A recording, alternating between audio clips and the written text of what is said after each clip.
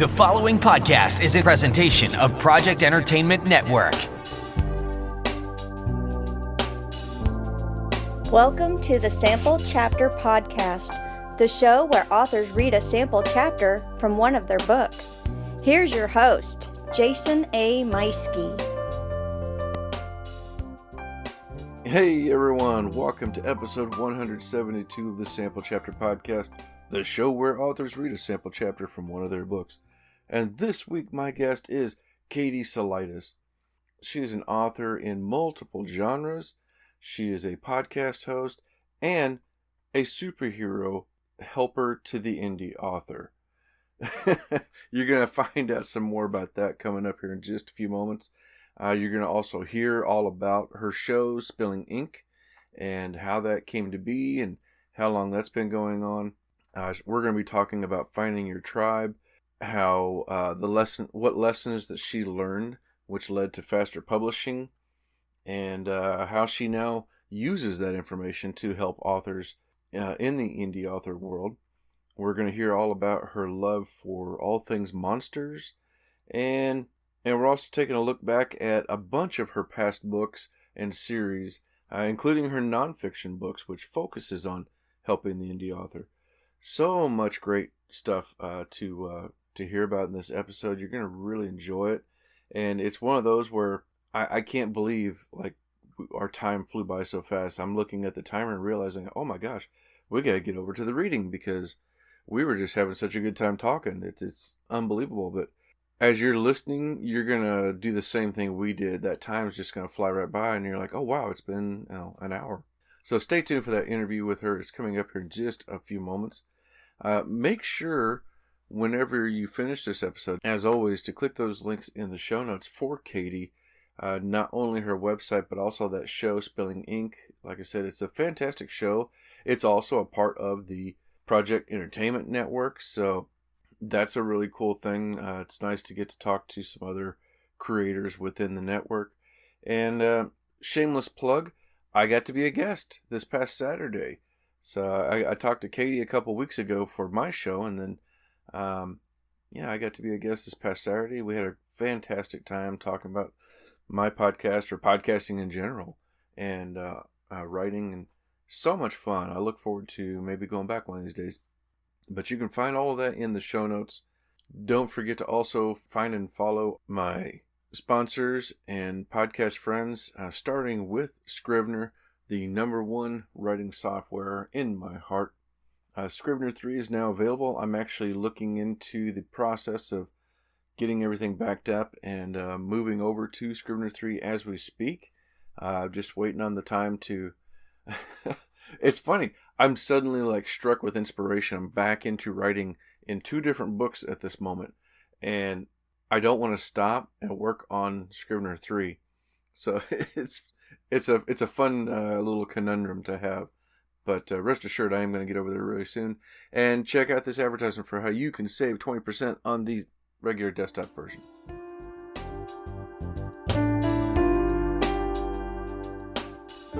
Jason here. Hey, I wanted to take a moment and tell you about my favorite writing tool, Scrivener. Now, I know you've heard about Scrivener because their writing software has been embraced by hundreds of thousands of other writers like you and I, from the novice to best-selling novelists. The reason we all use it is because of Scrivener's core concept to bring all the writing tools you use together in a single application. And with tools like automatic backup, character maps, project goals, and let's not forget that amazing corkboard, you can see why I use Scrivener every day. As a bonus for Sample Chapter Podcast listeners, use code CHAPTER for 20% off your desktop version. Scrivener writing software, built by writers for writers. All right, thanks again to Scrivener. Next up, I want to thank Audible for being a partner with the show. Now, something I do want to say, there's this, you may or may not be aware of, there is this thing going on called Audible Gate, where Audible has some things in place where that allowed people to return their books up to a year later, and they've adjusted a lot of that. They've changed a lot of that, which is good. But still, I do want to say, though, I really enjoy Audible. I listen to audiobooks all the time, And I think it's a fantastic service to have. But that being said, if you are somebody who is purchasing an audiobook and then returning it a few years, a year later or even several weeks later, get a life. Come on. Go to the library if that's what you want to do. If you're going to do something like that, stop abusing the system and making this harder on the authors than it already is. So, all right. Enough of my soapbox. I'm not going to go into that too much. But just rest assured, I think it's a good service. I think definitely has its merits, and I really enjoy it myself. Hello friends, Jason here, and I wanted to take a moment to tell you about a great offer from Audible. Like you, I'm very busy. I have a full-time job, a family, I'm a thriller author, and I do this weekly podcast. But I also love to read. That's where Audible is a lifesaver for me. Whether I'm mowing the yard, working out, driving back and forth to work, or doing some other menial task, I can still listen to an incredible book through Audible. And now you can get a free 30-day trial by going to audibletrial.com/samplechapter. By doing that, you'll not only have that 30-day trial, you'll also gain access to guided wellness programs, theatrical performances, A-list comedy, exclusive Audible originals, and even podcasts like the Sample Chapter Podcast. Last year is the first time I ever achieved my own personal reading goals, and it was because of some wonderful titles I listened to on Audible. Some of those titles were Ready Player 2 by Ernest Cline, narrated by Will Wheaton, the Awaken Online series from Travis Bagwell, narrated by David Stifel, Patient Zero by Jonathan Mayberry, narrated by the incredible Ray Porter. And I'd be remiss if I didn't mention previous guest Scott Meyer with his Magic 2.0 series, narrated by Luke Daniels. It's a lot of fun and definitely worth your time. Hey, full disclosure, by signing up at audibletrial.com/samplechapter, the show does get a little monetization, which goes directly towards any production needs with the show. So you're also helping us out here by signing up. So what are you waiting for? Head on over now to audibletrial.com/samplechapter and start your free 30-day trial today. All right, that was our sponsors and partners alike. I want to also give a shout out to my first podcast network, popgoestheculture.com, home to about a dozen other pop culture related shows. Lots of great shows in there to check out. Fanatics and the Fan, Pop Goes the Culture podcast, and so much more. So click that link in the show notes so you can find one that you like. And finally, I want to thank my other podcast network, Project Entertainment Network, home to more than 35 incredible shows. Shows like this one. Hi everyone, I'm Jay, host of the Unafraid podcast. On Unafraid, I share stories from the queer community that help us to grow, learn, and understand that while we are all different, there is an immeasurable beauty in that diversity. The Unafraid podcast is my labor of love, and I want to share that love with you. New stories are aired each week, so you can check out Unafraid on your podcast distributor right now. Okay, there you go. And you can find that in the links for Project Entertainment Network. You can also find the Spilling Ink show in there, and of course my show, the Sample Chapter Podcast, or you can just click the link in the show notes. I made it really easy for you. Well, without further ado, it is time to get over to my wonderful chat with Katie Salidas.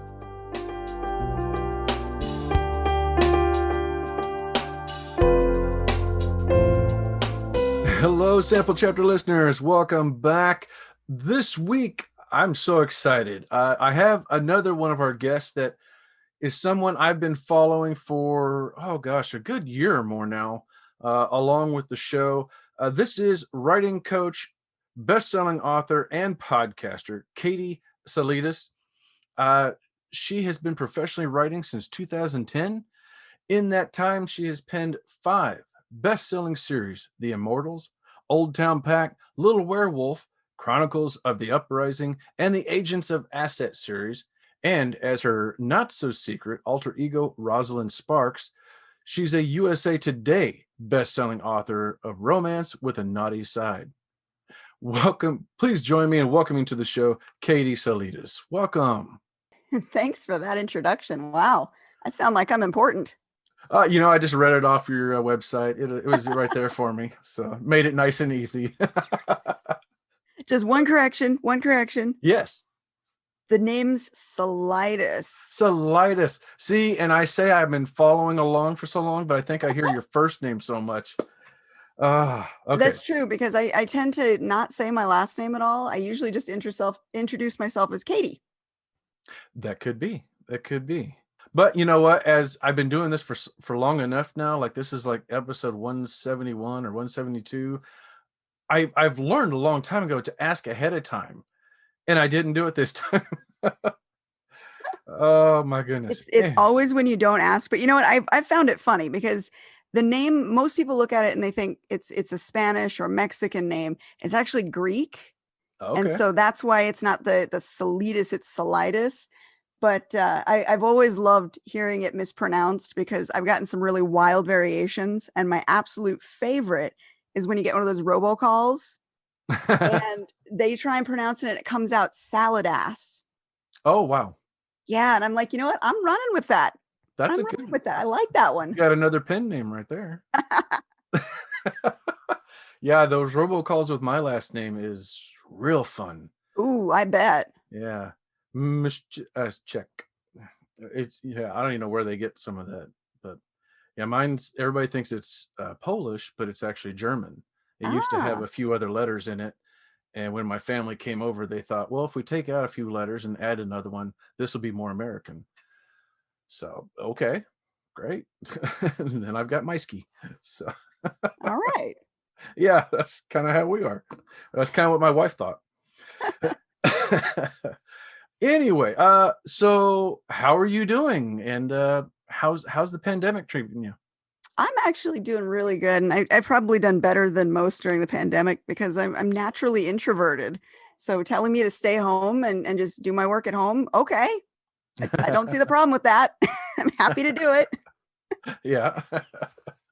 Well, good. Yeah, I mean, and that's been I think the most common thing I'm hearing from everybody I'm talking to in the last year was they got to stay home anyway. That's what they're doing already. It's the people, the authors like myself who have the day job that I think are the most affected, where either the writing has gone to the side and you can't do as much, or now you're getting to do a little more. Just kind of depends on the situation. Yeah. And those of us with kids too, having them all home doing homeschool has been an adventure. Yeah, I'm lucky. I have one kid left at home, teenager in high school, and he was more than happy to. So, oh yeah, I'm doing it at home.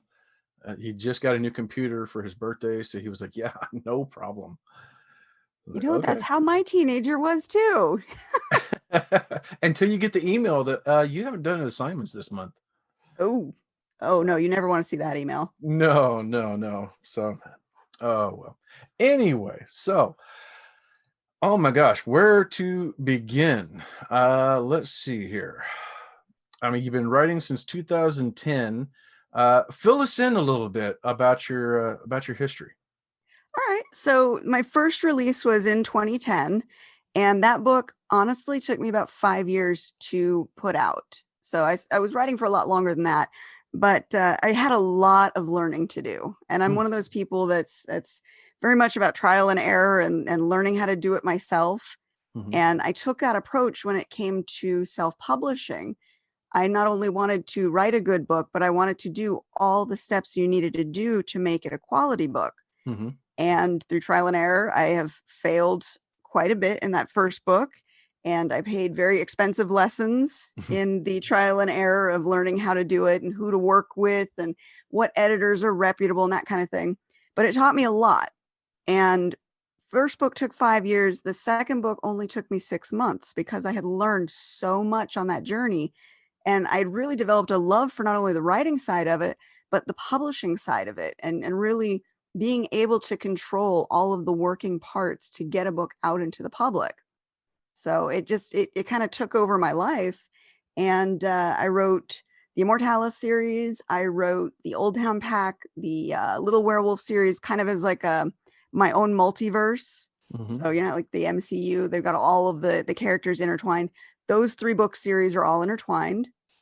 And then I wrote Chronicles of the Uprising kind of as a palate cleanser. And I got to take it in a darker, more gritty direction. I enjoyed writing that. And I moved on to the Agents of Asset, which I'm still writing right now. I'm still on the 5th book. I've got to get that one done this year. And in between that, as my palate cleanser, I've got a co-writer who's actually one of the hosts on my show, Spilling Ink, who we write some urban fantasies together in her world.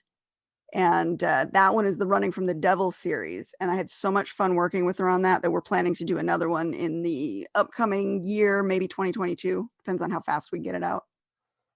Oh my gosh. Wow. That's a nice turnaround. I mean, going from 5 years to suddenly you're putting them out pretty regularly, it looks like now. And I love too how you took it all on, you faced it and just learned. And that was something for myself that I was scared to death doing that first book, but at the same time, it was so much fun learning the process and, oh, I can't do this. And learning how to put the Kindle together and then the print book and going forward. And it was really liberating getting to do that. Oh, absolutely. And it's empowering knowing that you can do this. And not only that you can do it, but you can put out something that can stand up next to a traditionally published book and be of the same quality and look just as good. So I enjoyed the process. I mean, yes, I failed a lot in the beginning and I did pay some very expensive lessons, but I needed to. And it taught me how to work smarter and to find better ways to do things and to honestly to network, to reach out to a tribe and really learn from what they're doing as well and use their connections as well to help, find the people that are best to work with. I absolutely agree. And that, Absolutely. of course, that led into what I do now as a freelancer. So not only am I writing my own books, but because I've learned so much and because I don't want to see others going through the same struggles and having to pay the expensive lessons like I did, I now offer my services freelance to help authors get on the road to publishing. And I do it kind of in an a la carte sort of way. So I don't do a big package deal. I'm going to help you publish your book and do all the steps. If you need help with editing, if you need help with cover art, if you need somebody to do a good manuscript review on you and tell you where your key points are, if you need somebody who can format, I can do these individual parts. And if I can't do something, I know someone who does. And I can help other authors get on the road with less mistakes and hopefully not cost them as much as it did me in the beginning. That's awesome. Yeah, I saw that on your website that you have the freelance services and publishing coaching that you do, and of course I've heard you say that as well on your show, Spilling Ink, which it's amazing. You've always got great advice. There was one just the other day I was listening to, and you were talking about the right covers. Oh, And that was a good episode. that was a good episode, yeah. And you had somebody who wanted an old style cover, like literal old style, and it just wasn't going to have the marketability that they really thought it was going to have, and just so many good things in there. It was fantastic. Yeah, and that's why I like doing Spilling Ink. Not only, do we get to bring on new authors and we get to talk to people and, learn about their journeys and what they've done and their stories, but we're learning as we go. And I've been in this business for 10, 11 years now. I'm still learning new things every day. You never stop learning. The industry is constantly changing. And so it's really fun to be able to pick up this information and share it with our audience. Yes, and I think that's it's a humbling thing if you can be open to learning and be able to evolve as an author as we go and learn the new things and adapt. Then you can always be ready. The people who are like, no, I don't like it that way, I don't want to change it, they're going to hit a wall and they're not going to have a career if they're if they're just not going to change. Yeah, the old way of doing things does not work in today's market. I mean, look at your traditional authors from years past. They never had to worry about social media. They never had to worry about having a presence. Hmm. Just being published alone was what they had to do. Today, even if you're traditionally published, if you're not out there pounding the pavement marketing your books, you're not getting that next contract with your publisher. Same Hmm. applies to an indie publisher. Not only do you have to go through all the steps to get your book out there, now you have to get out there and market. And that means being a lot more social. It means reaching out to people that you might not have talked to before, getting out of your comfort zone and doing live shows, going to conventions, all that stuff. That was something that absolutely floored me. When I first started my show, and I was originally just thinking, I'm just going to do indie authors because we need the help. And I quickly learned that, yeah, that's not always the case. I mean, even the traditionally published authors, unless your name is King or some other name brand, they're also looking for publicity and a place to hawk their books and talk about them and go, hey, yes, I'm an author too, because otherwise the publisher isn't going to help market it so much, which is shocking to me. Yeah, well, their budgets are allocated towards what they know is going to make the money. So those top sellers get pretty much all of the marketing funds. Hmm, my goodness. Well, let's start with you. Let's go back to you here. uh, what was that first book that came out, the one that got you going? So the first book was Immortalis Carpe Noctem. And that was kind of my love letter to all things vampire. And I think somebody had called it Vampire 101, like an introduction course to what it's like to be a vampire. Yeah. And the tagline for that book was becoming a vampire is easy, living with the condition is the hard part. And my inspiration for that came from I was a huge Anne Rice fan, and I absolutely loved the way she humanized the monster. Mm. She gave them life, she gave them purpose, she gave them feelings. And it was different than what we'd been exposed to before, where they were just bloodthirsty monsters. That's their one thing that they go for in life. They have no drive for anything else. And I really appreciated the fact that she humanized them. She gave them life. And when I look at writing my monsters, because I absolutely love writing about vampires and werewolves and all the creatures that you would assume are just kind of beasts or monsters, I love giving them that humanity. And oftentimes I turn humans into the monsters and I show you the flip side of it. Oh my goodness. And yeah, I mean, you've got quite the wide variety here. I mean, with a lot of some fantasy, the superheroes, and the some paranormal almost with running with the devil, supernatural kind of stuff. Do you have a particular favorite that you like, or you just not like being put in a corner, just kind of go wherever you feel like at the time? Yeah, I'm definitely a pantser. I go with the flow. And I always say the current book series that's my favorite is the one I'm writing. I mean, I love all the ones I've worked on before, don't get me wrong, but Mhm. I tend to just really dive into whatever I'm writing currently, and it gets so much of my attention that it's just naturally my favorite at that time. And the current one, like I said before, is the Agents of Asset series. I'm working on book 5, and with that series, my intention was to introduce as many magical creatures as I could, peppering them in each book. I'm not going to dump everybody on you in the first book, but throughout the story, I want to introduce all the different types of magical creatures that I can into this world and find legitimate reasons for them to not be known by humans. And what's your protagonist in that? Sage? Yep, Sage. Okay, yeah. And that sounds amazing. The tagline on that, magic is no longer a game, it's real, it's deadly, it's inescapable, and it's coming for Sage. And I'm not going to try that last name because I have already done that once today and failed. So Sage Sinrig. Sinrig. Okay, there we go. See, and that was I could have done that. All right. Sinrig. But that sounds amazing. And gosh, I'm so excited we're going to get to hear from that book today, from Agents of Assets, book 1, A Weapon of Magical Destruction. Now, how does something like that come about? Where did you get an idea for this? Well, like I said before, I tend to kind of flip the narrative when I write. So if I look at a writing creatures like vampires, Back in my Chronicles of the Uprising series, I thought, okay, what haven't we seen in vampires?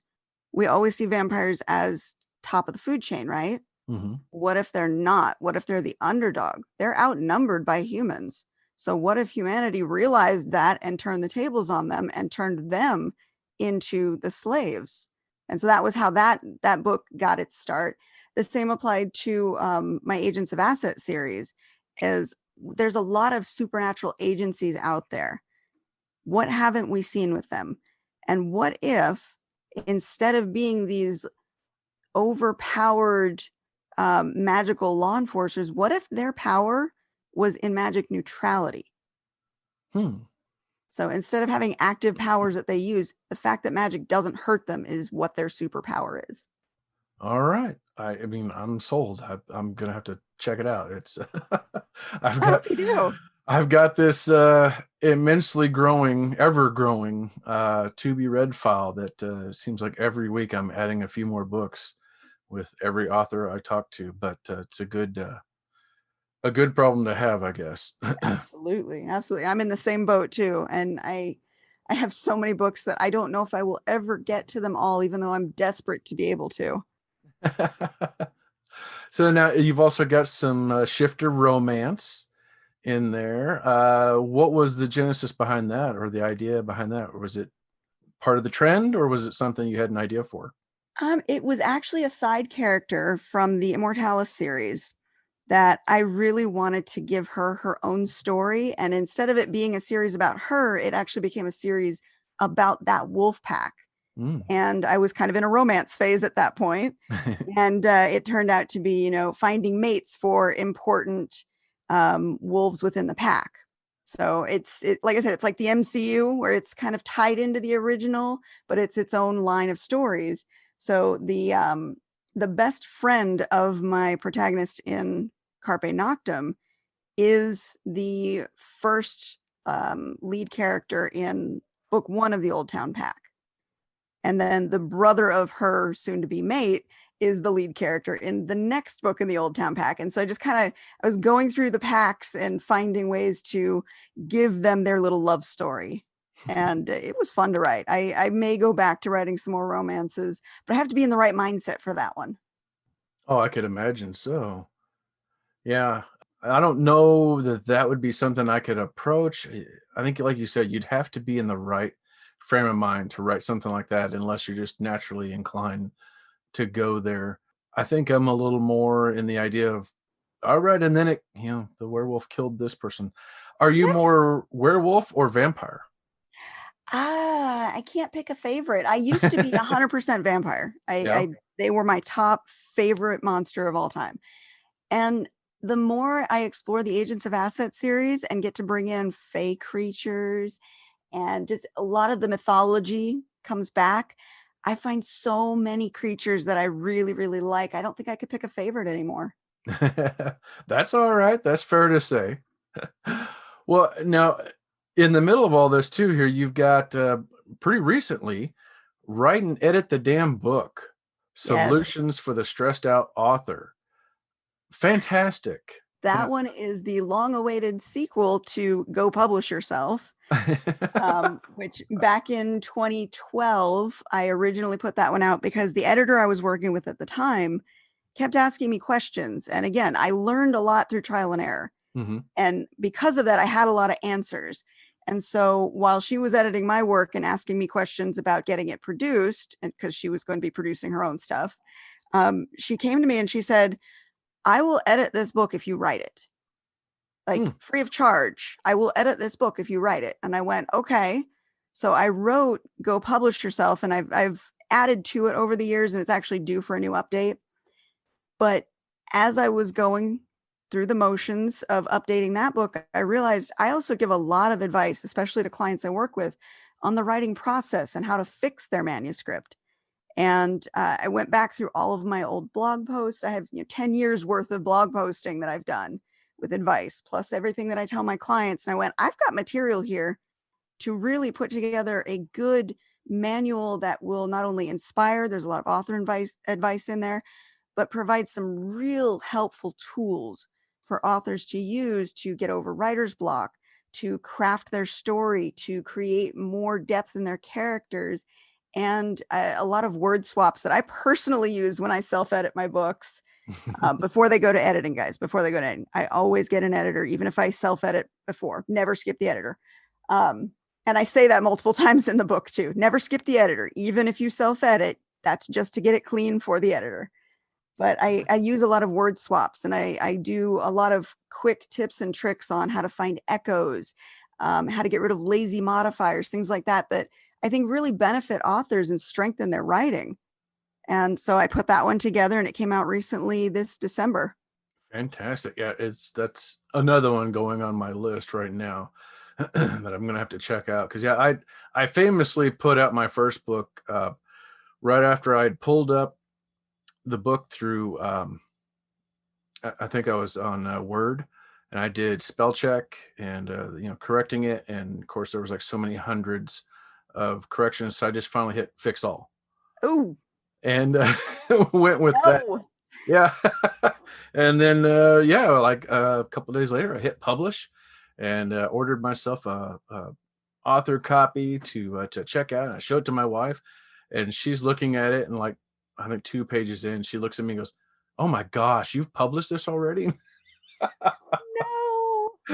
God. So lesson learned. Yes. Yep.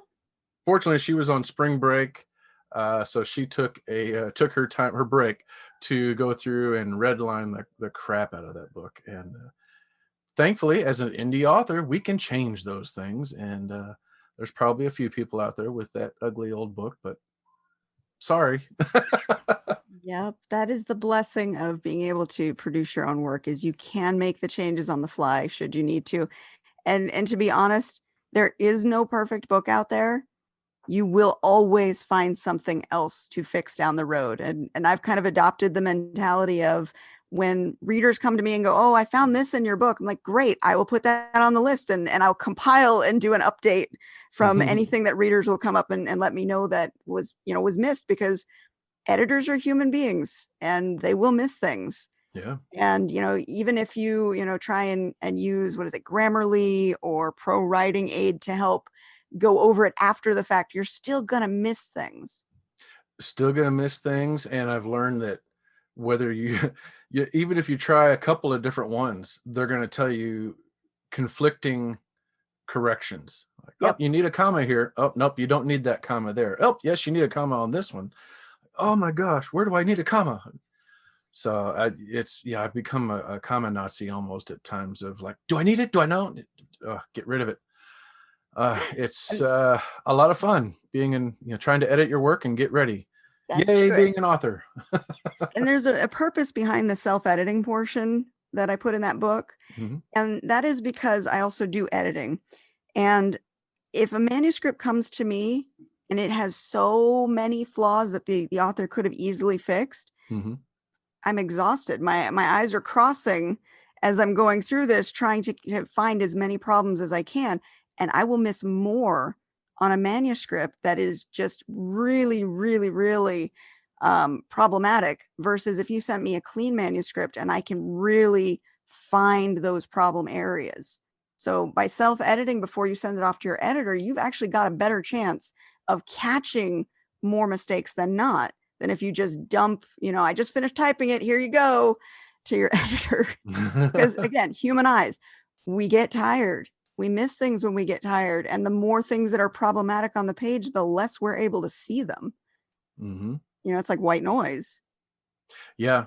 And there's so many tricks in that. I mean, oh my gosh, we could just go on for a while about the different editing techniques to help, but I mean, we need to talk about you here, so we'll save that I'm for happy another to talk time. about anything. I always love talking about this stuff. Well, another one of the books on here, one of your series, is this? I think this is a series. Yeah, no, it's not a series. Molten Heart, the Fire Drake love story. This looks amazing. Oh, that one was a fun one. That was another kind of like palate cleanser. Mhm. It started as a collaborative effort. A bunch of authors kind of group up every year and go to Phoenix Comic Con, and we pool resources in order for us to afford the table fees, because they get expensive. Yeah. And we call ourselves the League of Fantasy Authors. And we decided one year we wanted to put out a joint book. And the idea was to write a twist on a fairy tale using dragons. And so I chose The Little Mermaid as mine using dragons. And so it was a fun twist because you've got the dragon who's not supposed to visit the human world and falls in love versus, the mermaid who finds her Prince Charming. And it was a really fun story to kind of write, definitely different than other stuff that I've written before, but something I may return back to. I would say so. That sounds incredible. I know a few people who would be interested in that. I'm gonna have to share that with them and let them know that this exists. Go check it out. Yeah, definitely. The more readers, the better. I want people to enjoy the stories. I mean, don't we all? Exactly. Oh my gosh, yes. And I mean, and you're one of those authors is a lot of fun to talk to and to go through and be like, oh my gosh, which book do we talk about next? Which book do we promote? It's like, no, everybody click the link in the show notes and go check out Katie's Amazon page and just get them all. Just get them all. There we go. What was the chip? You can't just eat one. I forget which one. Bet you can't eat one, just one. That's right. Right, exactly. Although that said, I do have certain series that are more geared towards certain people. Mm-hmm. And especially when I go to Comic-Con, I love going to Comic-Con. I've noticed that men are more drawn towards my Chronicles of the Uprising series. And, who can resist a badass with a sword? I don't blame them. But that one is probably my darkest and grittiest series of them all. Okay. Yeah, I see that here, like Revolution and Dissension. There's some, wow. Yeah, there's some fantastic looking books here. Incredible. I can see what they like about it. Well, now, of course, I couldn't let you go here without also asking about Spilling Ink, the podcast you've been doing for a while now. How did this begin, and tell us a little bit about that? Oddly enough, it started at Comic-Con. It was the first Comic-Con I think I'd ever gone to, and I live in Vegas, so it was the first one I'd ever been to here. And I'd gotten my table, and I brought my daughter, my oldest daughter at the time, to be my wingman for my table. And we went through the motions of selling books the whole weekend, and somebody had stopped by with their wife and they chatted with me for a little bit, and I didn't think anything of it until after I had started wandering and saw that they had a table too, and they were authors, or the husband was an author. I'm like, I didn't know you were an author. Let's talk shop. Mm-hmm. And we got along famously, and we both kind of, that introversion thing where it's hard to get out and do the public speaking. And we enjoyed talking about the process and how we both got to getting our books out, because we approached it two different ways. So we thought, okay, let's start a podcast. And it took a little bit to get it going. And he is kind of our silent partner now. I have Jay and Jane as my main co-host right now. Mm-hmm. And it started, like I said, as a way for us to get comfortable speaking openly, speaking to the public, but also to really figure out how everybody's approaching this publishing process. And since then, we've continued, same style platform. We bring on authors, usually new ones, but a lot of return guests have wanted to come back and visit us, which we are absolutely happy for. And we just talk about how they do what they do. And again, it's a learning thing too for all of us, because like I said, 10 years in, or 11 years in now, I'm still learning every day. And I may learn something from a brand new author because they tried something different. And now I've got a new way to try on my next book. Yeah. And that's the great thing about doing this. I mean, listening to the shows, you can still learn a lot, but yeah, being on this side of it and getting to talk to the authors before and after a little bit more, get a little more in depth. Yeah, it's amazing the stuff that, just talking shop and learning new things, like, really, that worked well. Okay. All right. Got to try that out. And it's so much fun. So much fun. It is. And right from the beginning, we had agreed that we weren't going to have a standard interview style format. We weren't going to have, stock questions that we ask, because we've found a lot of times, especially when we ourselves have a little bit of social anxiety, a little bit of problems speaking in the public, when you ask somebody a question, when you put them on the spot, no matter if they know the answer, there's like a disconnect or a short circuit in their brain, and they might not be able to spit the answer out or even remember what they were going to say. But if you get a conversation going, it flows and the information comes out naturally, and you really get to see the personality behind the person. Oh, I couldn't agree more. Yeah, that's I learned that right away, that better to just have a conversation with the show than to have scripted questions and, okay, tell me about an early writing that you did that you enjoy. What was Yes, your exactly like that. Exactly, yes. I feel like I'm back in high school again. Tell me about something you wish you would have written. So yeah, it's just fun being able to have that conversation. And after a little while, it got much more comfortable and in my skin on this side of it and doing it. It's funny because you go on the other side and people are asking you questions, and it's like, oh gosh, I wish they'd asked me this, because gosh, you got to just leave it on the table and put it out there so that way people can learn about you. Mm-hmm. What now? How long has Spilling Ink been on now? We are, I think, in our 5th year, and we've pretty much almost every single Saturday night we are on. So it's a lot of shows. I kind of lost count after a while, but it's something I look forward to. Saturday night, I get to hang out with authors, my people. I love that. And there's been a lot of shows where I've gone on to continue, being friends with these people that have come on the show, because they're just such amazing people. And I want to continue supporting their work. I want to share about them. We've got some guests that are favorites to bring back on. And when we do bring them on, they are always hilarious. One of them sings for us every episode. Oh, that reminds me, I have to get that set up. We were going to have a sing off. There we go. Hopefully not any episodes upcoming that I'm aware of. Not on the schedule yet, no. No, okay. All right. But it will happen this year. Oh my gosh, that sounds amazing. Yeah, and it's such a great show, and as an author, I just love the rhetoric and the joy that you all have talking to each other and talking to your guests and learning from each other, and it's a great show. I really enjoy it. Thank you. I'm so happy to hear that, because I enjoy it. I'm hoping our audience enjoys it. Well, now, so I mean, obviously, we can find you on Spilling Ink. Where else can people find and follow you? I try and make it easy. So my name, Katie Salidas. All you have to do is type that into a search engine, and the first link should be my website link, which is katiesalidas.com. And from there, everything is accessible right on the front page, whether it be email, Facebook, Twitter, Instagram, Spilling Ink, my Rising Sign book services. Everything is right there on the front page to make it super easy for people to find me.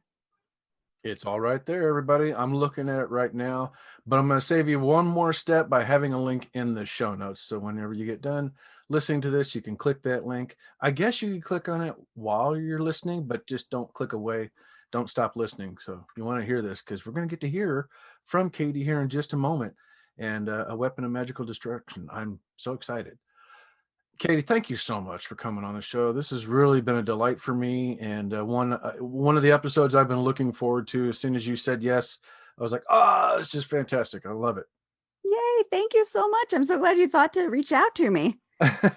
It was one of those moments where I'm like, wait a minute, what am I doing? I need to reach out to Katie, or who knows, any of the other authors on there. We'll see her, but I think Katie would be the one that'll most likely say yes right away. So, and yep, you were the champ I thought you were. Instantly. Yes, sign me up. Thank you again. You've been so much fun. And everybody, again, yes, go click those notes or click those links. You've got to go check out all of her work, because she has something for everyone in there. And like the chips, you're not going to be able to eat just one. I think it was chocolate chips, wasn't it? I don't know what it was. I almost want to say it was like, not Pringles. Was it Pringles? Maybe. Oh, it's going to bother me. I'm going to end up looking it up. I know. I'm right there with you. I'm like, oh my gosh. My childhood keeps coming back now. I'm like, man, what was that? All right. All right, everybody. Sorry. We'll get back to the show again. Time for me to grab my coffee and a cigar, sit back and listen to our guest, Katie Salidas, with A Weapon of Magical Destruction. All right. Let's do this. So this is A Weapon of Magical Destruction. It is book 1 in the Agents of Asset series. And we're actually going to read from chapter 8.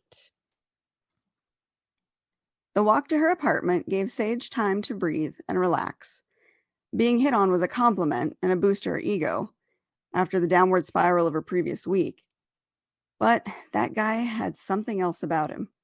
Like every sense in her body had gone on red alert. She'd dated a bad boy before. Who hadn't? They were exciting and thrilling right up to the point where they broke your heart. But no one she'd ever dated had set off her internal alarms like that guy had. Even now, the vision of those gorgeous blue eyes haunted her. Even with every part of her screaming no, she'd been this close to saying yes. How stupid would that have been? Especially with Matt working tonight. To invite a stranger to her home? No. Idiocy like that would have landed her on the evening news. Another statistic, another Las Vegas murder victim. But at least she'd had the sense to walk away. Achievement unlocked. If this had been game night, she'd have earned herself a badge of honor. When Matt came home, she was definitely telling him about this triumph. How many girls could walk away from a dangerous hottie like that and live to tell the tale? Patting herself on the back, Sage rounded the corner to her apartment complex. She radiated pride, holding her head high. And even better, she hadn't asked his name. No attachments. No connections. She'd toss out his card the minute she got inside. No need to dwell on it any further. Though she did give him her number. Damn it. Well, she didn't have to answer the phone. Not a complete loss. Men were a distraction she didn't need at the moment. She had Matt in her life anyway, and his awesome boyfriend, Josh. Between the two of them, there was plenty of testosterone to go around. She unlocked the after-hours security gate to her apartment complex and took the short path to her building. Kids were still swimming in the communal pool, laughing and splashing each other. Some of their neighbors were taking their evening strolls now that the brutal heat of the day had cooled. For the first time in all the long day, she could take a deep, cleansing breath. Everything was as it should be. Sage Sinrig? A man stepped out of the shadows of her tiny front porch, his face partially hidden from the lamps. He stood at least a head taller than Sage, making her crane her neck to try and get a better look at him. What little she could see was not a face she recognized. But then how the hell did he know her name? Even worse, how did he know that this was her apartment? Her heart kicked into overdrive, and she scanned around to see if there might be more men hiding in the shadows. Damn it. She screamed in her head, because of course this night had to end with more oddities. Who's asking? She scrutinized what little she could see of him. The path lights were on, but he was standing just out of their glow. For a moment, she worried the guy from the bar had followed her. But no, this one was entirely different, with a black fedora cloaking some of his head and a leather duster over a dark shirt and black pants. He was camouflaged within the shadows. The only light resided in his eyes, pale turquoise that had a hint of familiarity, but she couldn't quite put a finger on it.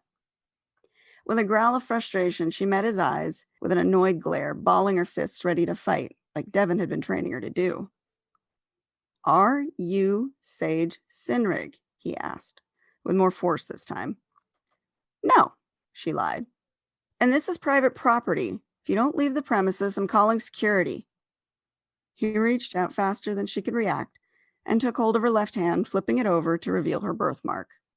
Her instincts kicked in, and she twisted her wrist, breaking his flimsy hold, and rounded on him, sending her fists flying towards his face. Quick as she was, he was faster, and he blocked her strike with ease. "We need to talk." He stepped into the light and held his arms up in surrender. She'd been ready to hit him again, but caught sight of his wrist. He had the same birthmark. Her eyes lit with as much shock as many before when they had first looked at her deformity.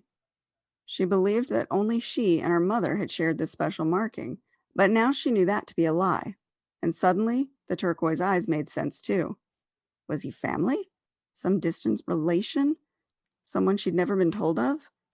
He not only shared the same eye color as her mother, but also the same deformity. all the way down to the crown of leaves above what appeared to be a tree shape out of broken veins. I'm not here to fight with you. He lowered his hands slowly and lowered his voice, forcing her to pay attention to hear him. I'm here to help. I don't need your help. She relaxed her fighting stance, but the alarms that had gone off at the bar were back on again. What the hell is going on? Her instincts should have been telling her to run. She should be screaming for help or calling the police. Normal people didn't skulk in the shadows, but standing in front of this guy who clearly looked like he wanted to be dangerous, of course he'd have to lose the fedora if he hoped to achieve that, she felt only curiosity. You might think you don't need help, but you do, he replied. Can we go inside and talk? I can explain. We can talk out here. She crossed her arms and stood still. No, we can't. Too many ears listening. He nodded upwards, and Sage turned to look in the direction that he'd indicated, and saw someone drawing curtains in a second-story apartment. You and I share the same symbol. Aren't you the least bit curious what it means? Sage opened her mouth to say yes, but the word refused to come out. That was exactly what he would want her to say. All right, does the name asset make a difference? That word threatened to bring her to tears. She didn't want to say it out loud, but if he knew asset, then he had to know about her mother. Maybe he was connected to her family in a way she'd never known? Fine, she groaned, hoping that she wasn't about to make the stupidest of all mistakes by allowing him inside her house. But I swear if you put a hand on me again, he smirked. I have no intentions of putting my hands on you. Good, she responded quickly enough, though not quite certain what he meant by that comment. Either way, she was making a beeline for the kitchen to grab a knife. Really? A knife? The stranger sounded amused rather than frightened by her hasty attempt to arm herself, but that didn't stop Sage from gripping the weapon tightly. She had already felt stupid for letting him into the house, but she shared that same mark. As someone who had been plagued by questions her whole life about a deformity, questions that she never had answers to, curiosity had won over common sense. There's a strange guy in my kitchen who appeared out of the shadows and demanded to be let inside my house. If I had a gun, I'd have grabbed that. And yet you just revealed to this stranger that you're weaponless. Not exactly the brightest bulb, are you? Annoyed by his mocking tone, Sage clutched the knife tighter. If you're just going to insult me, get the hell out. You going to make me? His eyes narrowed on her face in a taunting glare. How dare he force his way into her home and insult her, acting as if she were some dumb idiot woman? She twisted the knife in her hand, one snarky comment away from sheathing it between his ribs. You want to test me? Okay, all right, truce. He held up his hands in surrender. Can we please relax for a moment and talk? Go ahead. Say what you need to say. She stood firm, one hand on her hip, the other keeping the knife ready. He walked into the kitchen and sat at the table and removed his hat. Underneath the dark fedora was a mess of dirty blonde waves that fell loosely around his head.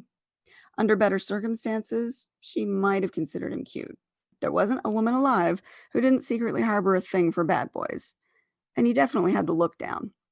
But as she waited in silence for him to finish making himself at home, his level of attractiveness quickly faded.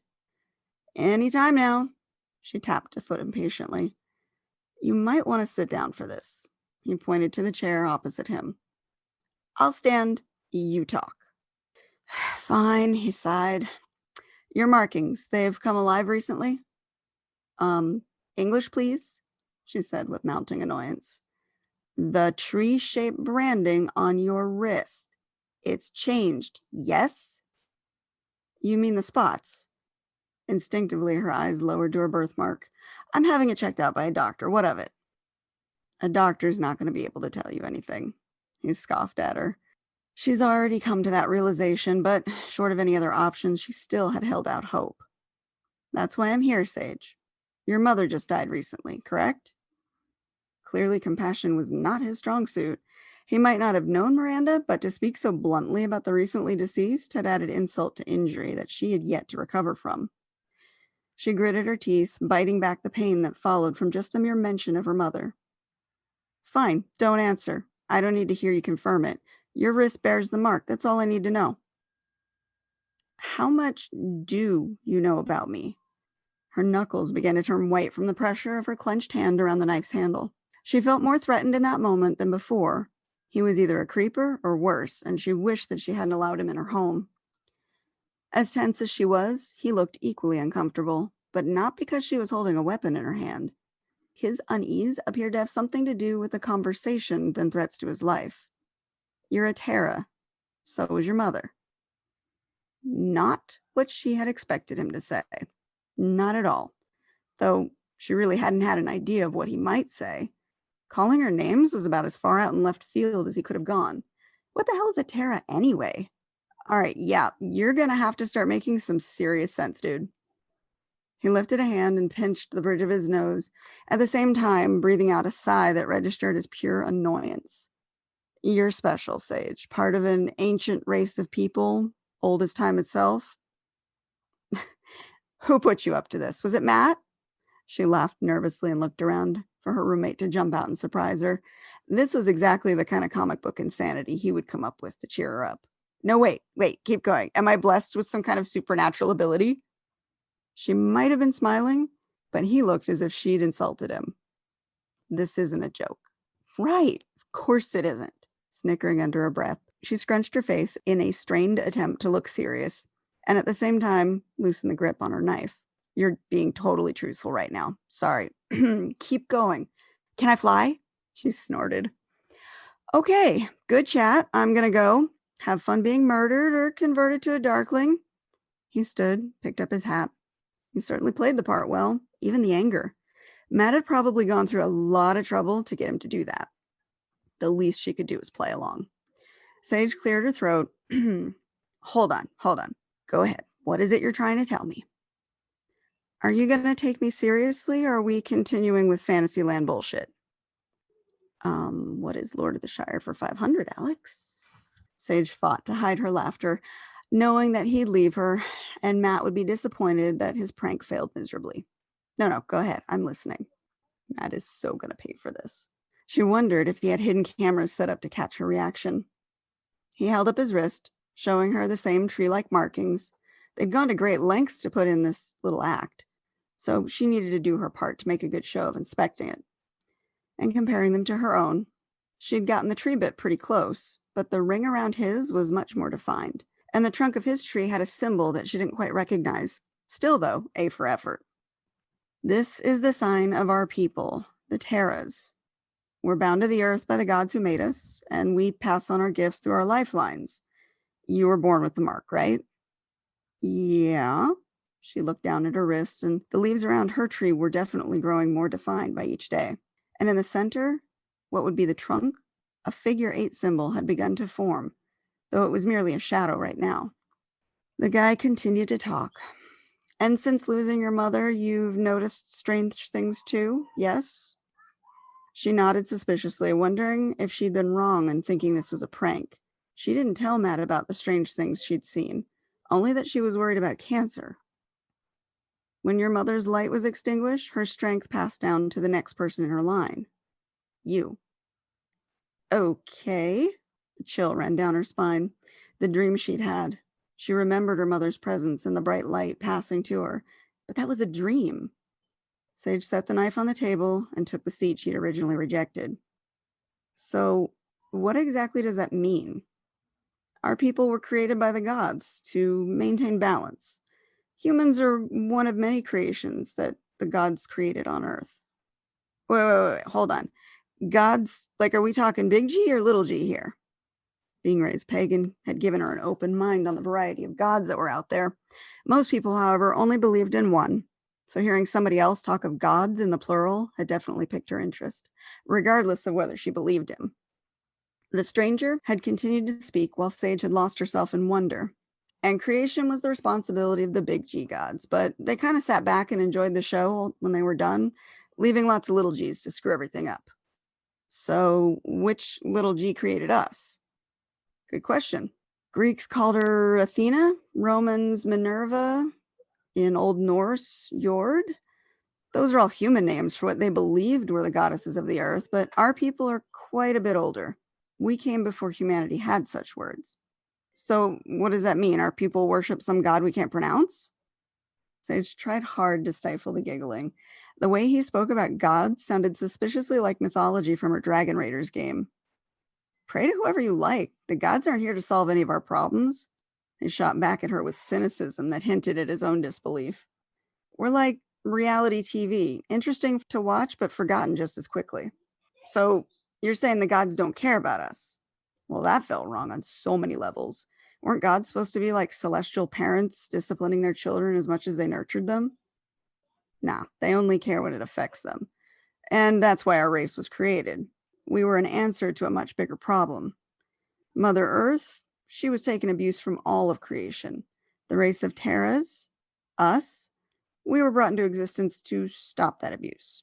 We belong to the Earth itself. We're extension of the great tree of life, and it's our duty to maintain order among the others so that none throw off the balance and risk damage to our world. Rehearsed as his words sounded, Sage could not shake the feeling that he was speaking some truth, and that scared her more than she could say. Mundane life sucked at times, but she couldn't complain. It was at least safe.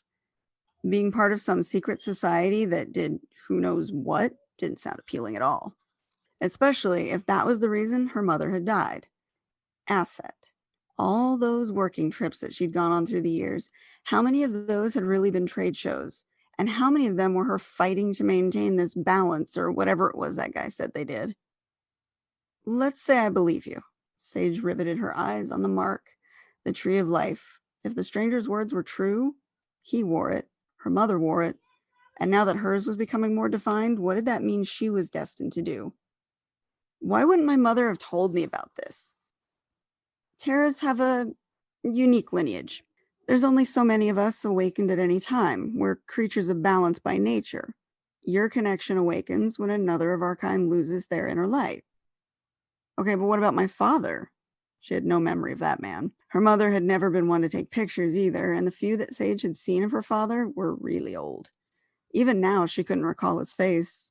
Did he have the same turquoise eyes? Did he have the mark? He died when I was little, so then why wasn't I awakened then? Your father might not have been of our kind. Your mother had the marking, and so do you. Any children you have will bear the same. She should have said something, Sage grumbled, feeling partially betrayed. Secrets like these were too big to be kept from loved ones. How could anyone prepare for a destiny that they didn't know about, and then roll with it after it's been dumped in their lap? Assuming this is all true, how could my mother have hidden this from me all these years? It is true, he demanded with growling frustration. Look, we don't age like humans. She could have lived for centuries before her light was extinguished. And you could have lived out a normal human life and continued the line through your children. They might have been awakened when the time came. Why burden you with the knowledge that might never have affected you?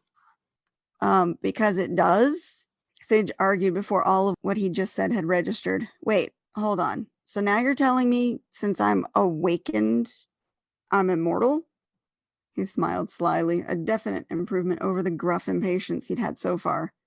Oh, catching on, are we? So you're 100% serious, aren't you? Crazy as it all seemed, part of her wanted to believe him. Who wouldn't want to be part of a magical destiny? The chosen one.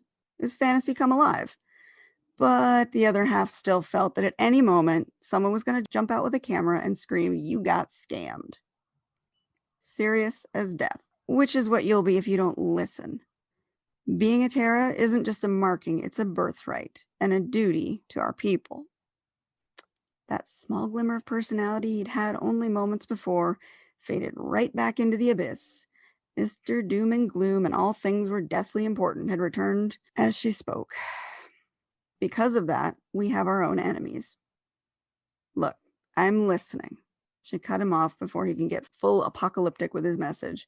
This sounds really cool and superhero-y with an added dash of danger, magical destinies and special powers. It's all great, and I'm totally into that kind of thing. But even I have to admit, it sounds like a well put together prank, and I kind of hope my roommate's listening because I'm not letting him get away with this one. Can't say I didn't warn you. The stranger whispered under his breath, "I don't have time to force feed you. This isn't a joke." His jaw tightened and he gave himself a second to breathe before continuing. My job is to bring you to headquarters. You want proof or answers? They'll give them to you. I don't care what your job is. I want truth and answers now. His aggressive tone had her hackles up. And how dare he come at her with this and expect her to just take him at face value? Who the hell would? And then get all offended that she wanted proof? Oh, I don't think so. There's a lot of crazy that you just dumped into my lap. And after an already insane day, I don't think so. You want answers? Grab your shit. We're going on a little trip. No. She snorted at him, having already hit her quota of stupid mistakes for the day. Letting him and his crazy talk her into her apartment definitely ranked among the top. That's not happening. Convincing as you think you are, I am not following some strange man whose name I don't even know to some mythical base for people. My name is Gray. Suit yourself.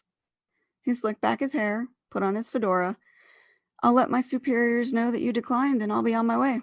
You're not my only job tonight. And without another word, he left. And Sage was alone to ponder the utter lunacy of her day. Truth and fantasy blurred into one another until she couldn't decide what was real. So much of what he'd said made sense, and Asset was a company that dealt with secrets.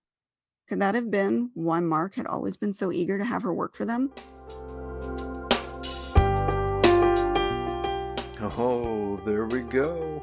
That was my guest, Katie Salidas, reading a sample chapter from A Weapon of Magical Destruction. That sounds intense. I cannot wait to pick it up for myself and start diving in. So much great books from Katie. Make sure you're clicking the link in the show notes for all of her work. Check it all out. You're going to find something in there to enjoy. I guarantee it. Make sure you also click that link for our sponsors and podcast friends alike. And hit that subscribe button so you don't miss out next week when I am back with a return guest, William Schlichter. He is back with an incredible book. Just trust me on that one. See you guys next week. Take care. This has been a presentation of the Project Entertainment Network.